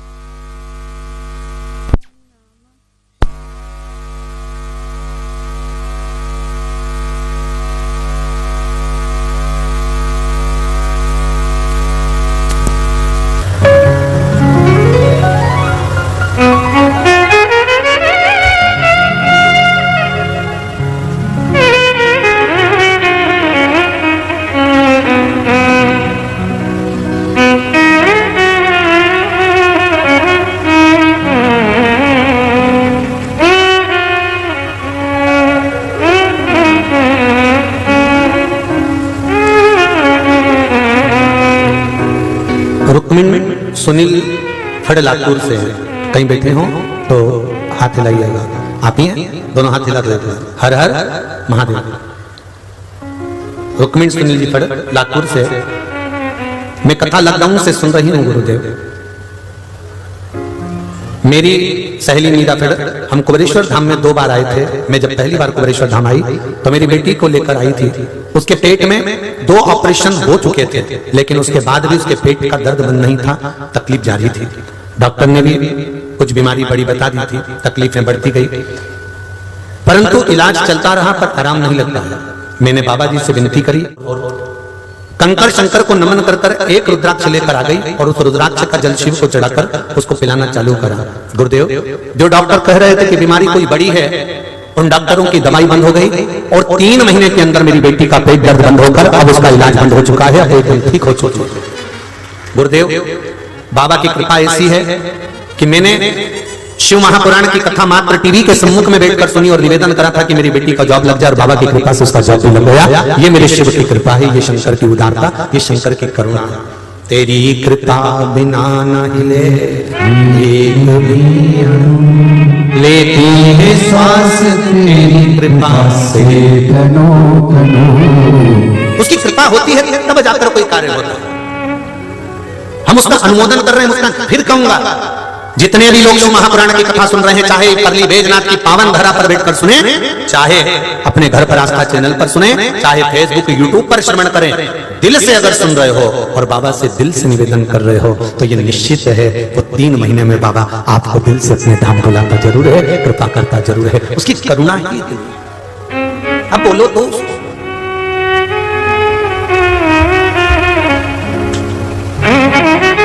मिने तेरे ही भरोसे, हो बाबा तेरे ही भरोसे, हवा विच उड़ती जागी, बाबा डोर तो छड़ी ना कटी जागी। आप दिल से उससे कह दें, दिल से निवेदन कर दें, वो श्रवण करे, सुने।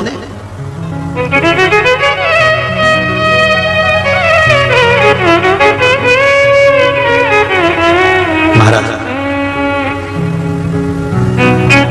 ब्रह्मा जी ने जब कहा तो भगवान विष्णु को श्रेष्ठता नहीं लगी कि तुम भगवान में भी भेद कर रहे हो। तुम कह रहे हो कि ये शिव नहीं है। भगवान विष्णु के हृदय को ठीक नहीं लगा। देखो बहुत सुंदर संवाद है। इतनी भीड़ में पुरुष को धक्का लगे चलेगा, पर स्त्री को धक्का लगे तो चलेगा? अरे बोलो तो जीजा जम के, नहीं चलेगा ना। पुरुष को धक्का लगेगा चलेगा, पर स्त्री को धक्का नहीं लगना चाहिए। उसी तरह आपके शब्द से, आपकी वाणी से, आपके विचारों से, आपके बोलने से शरीर को धक्का लगे चलेगा, पर आत्मा को धक्का नहीं लगना चाहिए, मन नहीं दुखना चाहिए, किसी के हृदय को चोट ना पहुंचे, किसी के हृदय चित्त को कोई चोट ना पहुंचे। ये शरीर पुरुष है और मन स्त्री। ये आत्मा, ये मन, ये चित्त, ये वृत्ति, ये स्त्री। शरीर को चोट पहुंचेगी ना चल जाएगा, शरीर को कोई कुछ कहे चल जाएगा, पर मन को चोट नहीं पहुंचना चाहिए। आपकी वाणी से, आपके शब्द से, आपके कहने से, आपके विचारों से, आपकी सोच से, आपके बोलने से ऐसा शब्द ना निकल जाए कि किसी के हृदय को चोट पहुंच जाए, किसी के हृदय को बात लग जाए। शरीर को लगेगी ना चल जाएगी। यहां से सुना, यहां से निकाल दिया, पर अंदर नहीं पहुंची। अंदर पहुंची तो वो दिक्कत। भगवान विष्णु के अंदर पहुंच गई ब्रह्मा जी की बात। ब्रह्मा जी ने कह दिया कि ये शिव नहीं है। तब आकाशवाणी हुई, शंकर भगवान ने कहा, ब्रह्मदेव, मैं भगवान विष्णु को प्रकट करने वाला, मैं ब्रह्मा को प्रकट करने वाला, मैं सृष्टि का निर्माण करने वाला, सृष्टि का वर्णन करने वाला और सृष्टि का संहार करने वाला कोई दूसरा नहीं, केवल एक देव, अधिदेव, महादेव है। शंकर जी के शब्द सुने तो भी ब्रह्मा को भाव प्रकट नहीं हुआ। तब ब्रह्मदेव को जब भाव प्रकट नहीं हुआ, तब ब्रह्मा जी ने कहा, परीक्षा लेते हैं। ब्रह्मा जी शीश ढूंढने के लिए शिवलिंग का गए और भगवान विष्णु चरण ढूंढने के लिए गए। भगवान ब्रह्मदेव चढ़ते गए, चढ़ते गए, चढ़ते गए, चढ़ते गए। शिवलिंग इतना बड़ा था, शंकर भगवान का स्वरूप इतना बड़ा था कि उसको पहचान नहीं पाए। शिव महापुराण इतनी विस्तार से है, इतनी विशाल है, इतनी विशाल है कि उसको जान नहीं सकते। रामचरितमानस इतनी विशाल है कि जान नहीं सकते। श्रीमद् भागवत इतनी विशाल है कि जान नहीं सकते। जितने वेद, जितने पुराण, जितने शास्त्र, जितने भी हैं, इसको पहचानना बड़ा कठिन है। इनका विस्तार बहुत बड़ा है।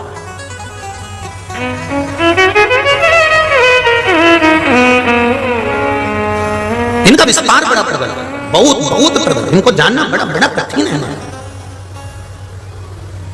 गए ब्रह्मा जी ऊपर, जाते जाते जाते जाते उन्हें देखा शीश नहीं मिला। केतकी के फूल को तोड़ लिया, केतकी के पुष्प से कहा, चल भगवान विष्णु के सामने जाकर कह देना ब्रह्मा जी को सिर मिल गए। आगे चले तो गौ माता को पकड़ लिया। हे गौ माता, भगवान विष्णु के सामने चलकर कह दे कि भगवान ब्रह्मा को शीश मिल गए। सबको लेकर नीचे आ गए। भगवान विष्णु से ब्रह्मा जी ने पूछा, क्या आपको भगवान शंकर के चरण मिल गए? भगवान विष्णु ने सत्य कह दिया कि मुझे चरण नहीं मिले। भगवान विष्णु का नाम स्कंद पुराण में शंकर भगवान ने सत्य नारायण रख दिया। क्या नाम रखा? सत्य, क्योंकि सत्य बोले थे।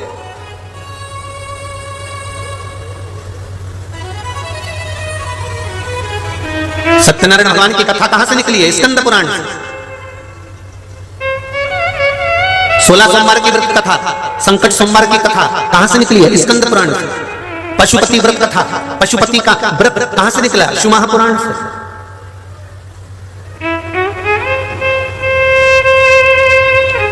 करे हो आप लोग कभी पशुपति व्रत? किस किसने करे? जरा हाथ उठाओ। बहुत सारों ने कर लिया। देखिए देखिए देखिए, पशुपति व्रत कामना की पूर्ति के लिए भगवान से किया जाता, दिल से भगवान को रिझाने के लिए। जैसे कल कथा में कहा था, शिव जी का अभिषेक क्या है? इस आत्मा और परमात्मा का मिलन ही शंकर भगवान का अभिषेक है। इस आत्मा और परमात्मा के मिलन का बिंदु ही शिव और पार्वती का मिलन ही बिंदु, भगवान शंकर को प्राप्त करने का ही बिंदु अभिषेक है। जब हम भगवान शंकर को जल चढ़ाते हैं, भगवान शंकर को अपना पाने का प्रयास करते हैं। इस मन की बात को शिव से कहने का प्रयास करते हैं। क्या आपको भगवान शंकर का चरण मिला? नहीं, मैं बहुत नीचे तक गया, पताल में गया, पर भगवान शंकर का चरण नहीं मिला। एक बार सत्य कह दो, फिर प्रमाण देने की जरूरत नहीं। प्रमाण झूठ को लगता है, सत्य को कभी प्रमाण नहीं लगता।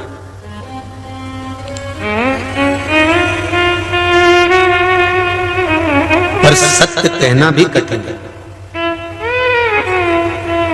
एक पंडित जी तो बेचारे बहुत विद्वान, नरक चले गए।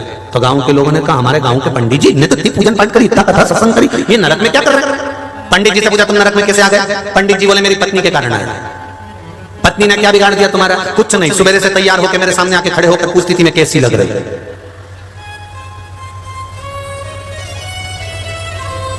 तो इसमें नरक जाने की क्या जरूरत पड़ गई? कुछ नहीं, मेरे को हमेशा कहना पड़ता था बहुत जोरदार लग रही, बहुत अच्छी लग रही। तो इसमें नरक जाने की क्या जरूरत थी? पंडित जी बोले वो अच्छी नी भी लगती थी तो मेरे को कहना पड़ता, झूठ तो बोलना पड़ता था, इसलिए मैं विद्वान पंडित भी नरक में पड़ा हूं झूठ बोलकर। पत्नियों से निवेदन है तुम्हारे पति को नरक मत पटकना, तुम पूछना ही मत कि मैं कैसी लग रही, तुम पूछो ही मत। वो भी बेचारा सत्य तो बोल, और कहीं कहीं का सच बोलने वाला पति और वो बोल दे, तुमने आके पूछा नई साड़ी पहनकर मैं कैसी लग रही, इतने में पति बोल दे बिल्कुल ऐसी लग रही जैसे हरी घास में भैंस चल रही। अब इतना बोल दे तो वो विवाद, तो बोले भी क्या बोल सकते। महाराज शिव पुराण कह रही है ब्रह्मा जी झूठ बोल दिए, ब्रह्मा जी ने झूठ बोला, आकाशवाणी हुई ब्रह्मदेव तुम झूठ बोलते हो। केतकी के फूल से पूछा तो शंकर भगवान ने कह दिया केतकी के पुष्प, मैं तुझे श्राप देता हूं कि तूने मेरे सामने झूठ बोला है, इसलिए सब देवताओं पर चढ़ेगा पर शंकर पर कभी नहीं चढ़ेगा। गौ माता तो जगत की मां होकर झूठ बोल गई, तेरा पूरा शरीर पूजा जाएगा पर तेरा मुख अपूज्य माना जाएगा, तूने झूठ बोला है तो झूठ बोलो। सनातन धर्म के अंतर्गत सारे देवताओं की परिक्रमा आगे से होती है पर गौ माता की परिक्रमा पीछे से होती है। कन्यादान आगे से, वस्त्रदान आगे से, सारे दान जितने भारत की भूमि पर हमारे शास्त्रों में वर्णन करे गए सारे दान आगे से होते हैं, केवल गौ दान, गौ माता का दान पीछे से होता है, पूंछ पकड़ कर किया जाता है। क्यों? क्योंकि गौ माता ने झूठ बोल दिया था, इसलिए गौ दान कभी आगे से नहीं होता, गौ दान हमेशा पूंछ पकड़ कर किया जाता है क्योंकि तू झूठ बोल दी थी। एक झूठ के कारण गौ माता का भी दान पीछे से होने लगा, परिक्रमा पीछे से होने लगी। कहा शिव जी का नाम ही है सत्यम, जम के बोलो जरा, सत्यम शिवम सुंदरम। जिसने सत्य को पकड़ कर रखा है उसको शिव मिल गया, जिसको शिव मिल गया उसका जीवन सुंदर हो गया। हम पहले भी कथा में कहे आज फिर कहते हैं, जिसने शंकर को पकड़ लिया, एक लोटा जल चढ़ाना प्रारंभ कर दिया, किसी भी शिव मंदिर में जाना प्रारंभ कर दिया, ये निश्चित है कि आपका जीवन अब सुंदर बनते चले जाएगा, रोग से मुक्त होते चले जाओगे। धान्य वैभव प्रतिष्ठा यश कीर्ति सब बाबा अकेला, ऐसा नहीं है मेरा शंकर की कुछ रोक लेगा, शिव सब कुछ दे दे।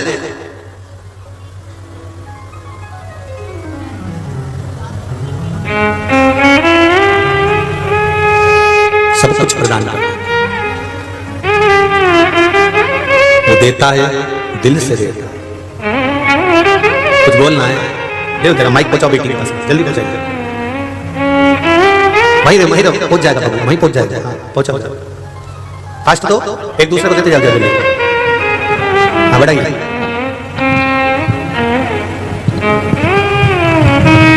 भगवान शिव ओघड़ी है, दयालु है, दातार है, उसका भजन, उसका कीर्तन, उसका स्मरण मूल है। श्री शिवाय नमस्ते। श्री शिवाय नमस्ते गुरुदेव, सादर प्रणाम। मैं औरंगाबाद से हूँ गुरुदेव, रानी बम जी बोलिए। हम मार्च महीने में राजस्थान गए थे और उस टाइम पे मेरा बेटा गोवा गया था, उसका बहुत बड़ा एक्सीडेंट हो गया था गुरुदेव, 4 बार गाड़ी पूरी पलटी हो गई, 4 व्हीलर कार थी पर उसे एक खरोच भी नहीं आई। मैं रोज जल शिव जी पे 1 लोटा जल चढ़ाती हूँ गुरुदेव, मुझे लगता है सब उसी का है। श्री शिवाय नमस्ते। इतना गुरुदेव टीवी पे भी आया था कि बहुत बड़ा एक्सीडेंट हुआ पर उसे एक खरोच भी नहीं थी, 4 बार गाड़ी पलटी हो गई। यही शिव कृपा है। आपका 1 लोटा जल, अभी भी हमने कथा में कहा, बैठो बाबू बैठो, 1 लोटा जल यदि आप चढ़ा रहे हो वो कहां काम आएगा आपको मालूम नहीं पड़ पाएगा, वो जल किस जगह पर काम आएगा आपको कुछ भी ध्यान नहीं होगा, सारी समस्या का हल 1